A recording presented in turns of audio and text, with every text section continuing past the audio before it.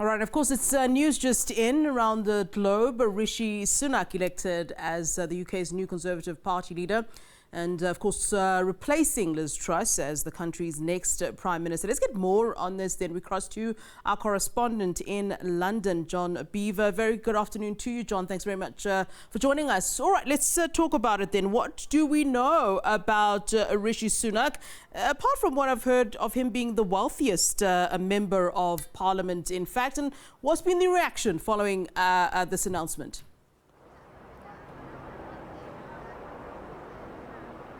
Well, certainly members of the Conservative Party here have greeted this announcement.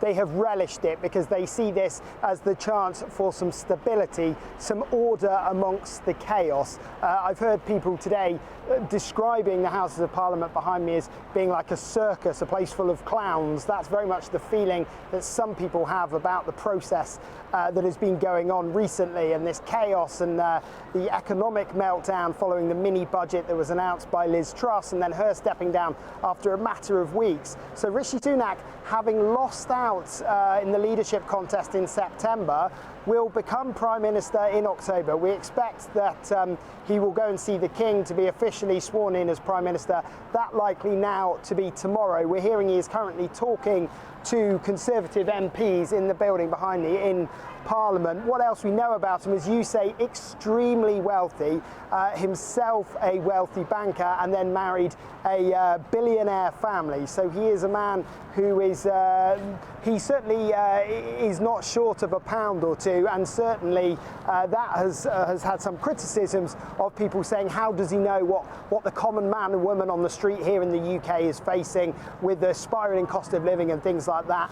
If you are a billionaire and very wealthy, then of course that's something that's quite hard to get your head around. Rishi Sunak as well, worth pointing out that he is actually of African descent. Although he will describe himself as British Indian, his parents were actually born in Kenya and Tanzania. They moved there from India under the British Empire. So he is very much a child of immigrants as well. He was born in the south of the UK. So it will be interesting to see whether any of his policies, whether any of his ideas are shaped by his mixed background. So that will be something people are keeping an eye on, but very much he's got a lot to deal with when he becomes Prime Minister, which we expect will probably be tomorrow. All right, and in fact, on that point, I want to talk about the significance of the fact that he is the first person of colour to become a British Prime Minister, bearing in mind that he's part of a party, the Tories, who make up the 1%, and that they, whoever is at the helm would always be doing the bidding for that particular 1%. And when I speak of that 1%, I'm certainly talking about what you allude to, the fact that we're talking about someone who's a billionaire. And I think you said it quite correctly. He's not short of a pound or two. So certainly this will be something that we can't necessarily trust the fact that he would be, pushing, for example, for immigrants, if we put it that way. I mean, if you remember the Rwanda policy, which he was very much involved in, he actively pushed, the policy to stop people from, in fact, coming into the UK and in fact, deporting refugees. So I think that at this point, we do know what his stance would, in fact, be, don't we? Yeah, I think that's right. It's certainly interesting that, yes, he is a Prime Minister of colour, and obviously that and his background will very much shape who he is as a person, and you would assume the kind of policies that he will support. But as you say, he is not the typical immigrant story for many here in the UK.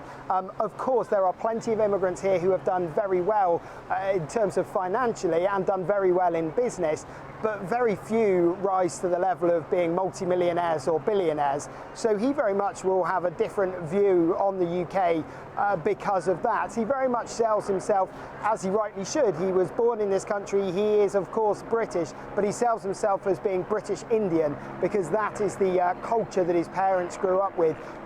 When he was running for the leadership contest the last time around, we heard him talking about learning the value of hard work. He had one parent was a general practitioner, a doctor, the other ran a pharmacy. So saying very much he'd been instilled in him this work ethic, this knowing that there are opportunities out there for everyone in the UK, no matter who they are and where they come from, if they're willing to work for it. Of course, critics of his would say, well, actually, because he has joined the Conservative Party, who have not been particularly welcoming in the past with their policies, some of which you touched on there, well, then actually his policies, his politics are more affected by the party of which he is a member rather than of his background, the colour of his skin, the ethnicity of his parents and things like that. Certainly, though, it's a very interesting time to see what sort of policies he's going to be introducing. He has a huge amount to deal with, of course.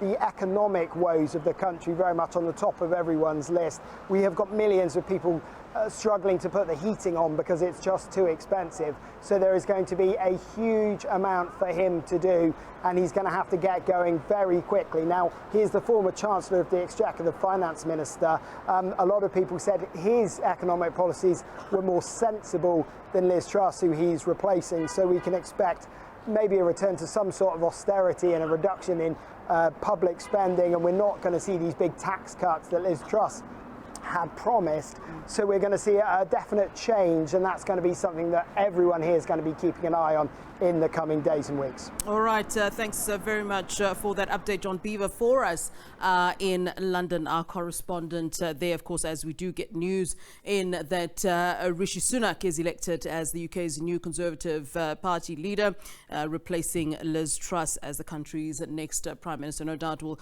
keep you abreast of that story throughout this